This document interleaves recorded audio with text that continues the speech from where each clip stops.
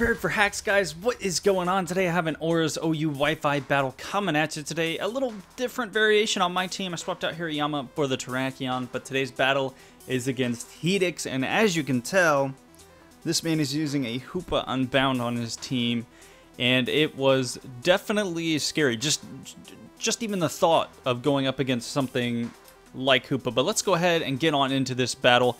He's going to be leading off with the Curum B, and I am going to be leading off with my Zapdos.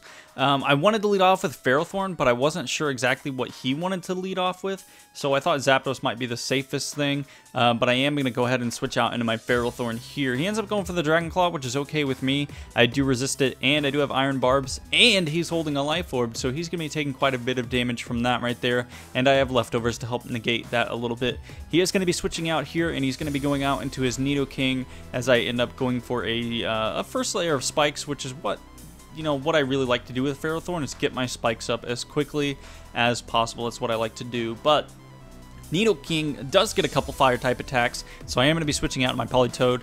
I know that it gets Flamethrower for sure, and I'm pretty sure it gets Fire Blast, but regardless, Ferrothorn is not going to be living either of those things from Nidoking. So I ended up going out of my Politoed, and then I'm actually going to double back out into my Ferrothorn here, predicting the Manaphy to come in, and that is exactly what happens. But Manaphy is a Pokemon that you should definitely be wary of. It doesn't really seem like it could be all that scary when you first look at it, but the thing has access to Tail Glow, and you just saw it used it. For those of you that don't know what Tail Glow does, it's like Nasty Plot, but instead of +2, it's +3. So 2 Tail Glows and you're at +6. And just like that, it's absolutely insane.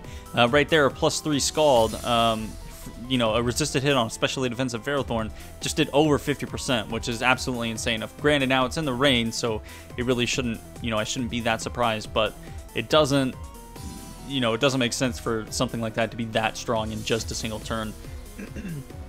But I ended up kind of playing with his mind a little bit here. He thought that I might end up going for Protect right there, but instead I went for a layer of spikes, and he ended up going for Tail Glow, so it did give me a little bit of extra room to get a layer of spikes up right there. The thing is already leech seeded, so all I have to do now is just kind of play the waiting game and hope that the rain goes away soon, because if the rain does not go away soon, or if I lose my Ferrothorn somehow before I'm able to finish off this Manaphy, I'm going to be in a one heck of a bind. But I ended up going for the Gyro Ball there. Leech Seed is going to take him just about down, and then I'm going to be going for Protect here. Now, I was actually really scared about going for Protect right there, because if he was Rest Manaphy and he went for Rest, it would have been really, really bad for me. However, the rain did end that turn, so even if he did go for Rest, he still would have been asleep. So I don't think it would have been that bad had he been the Rest set, but it's still not something that I would want to deal with. But he ends up going out to the Hoopa here, ends up going for the Focus Blast, and unfortunately misses. So I am going to get a free Leech Seed off there, which is great. And then I'm going to be going for, I'm pretty sure that I just go for a Protect right here. And I think he goes for the Hyperspace Fury. You guys are going to see this move for the first time if you haven't seen it before. But it looks really, really cool, and it does go through Protect. So for those of you that are looking for another type, another move that goes through Protect, Hyperspace Fury is a Dark type move that does go through Protect, and it's pretty dang strong as well, and has a great animation as to go along with that. But I'm gonna go for Protect right here. Ends up going for the Focus Blast, which is fine with me, because I'm just I'm trying to get as many Pokemon gone with my Ferrothorn as possible, because Ferrothorn,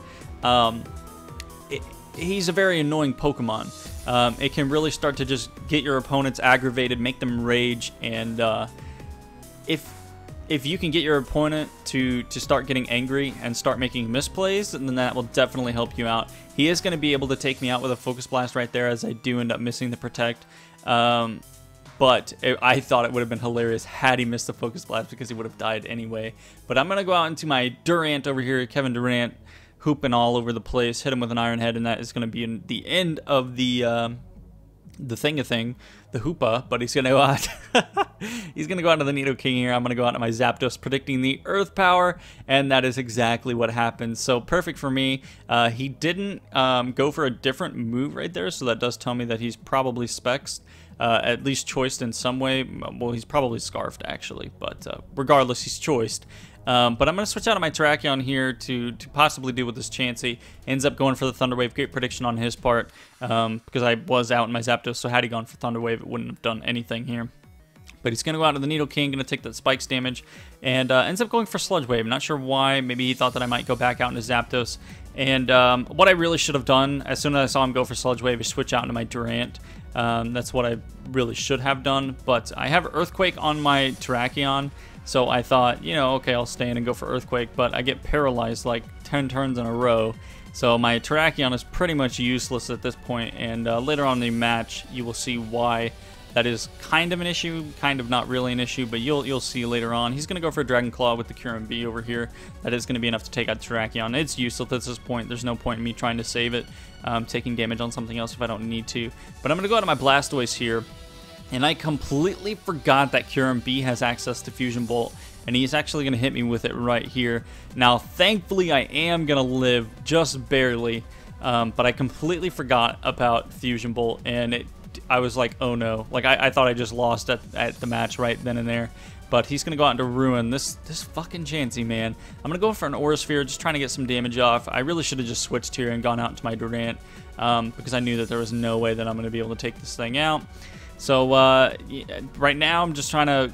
I'm trying to flinch him with a Dark Pulse. That isn't happening. Now he's all the way back up to full, thanks to the Soft Boiled.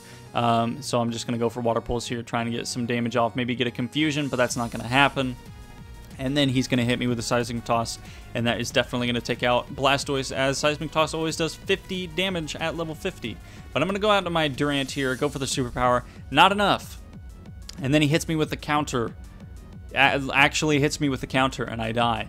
So what I should have done there is going for a Hone Claws, but I didn't want to be paralyzed. I didn't want to take the Thunder Wave, and I thought that a neutral Life Orb Superpower would have been enough to take out the Chansey, but unfortunately it wasn't. And then I make a bad play. I'm like, okay, maybe a Rain Boosted Scald from a modest Politoed will take it out from where it's at. No, I should have just clicked Hydro Pump and bet it.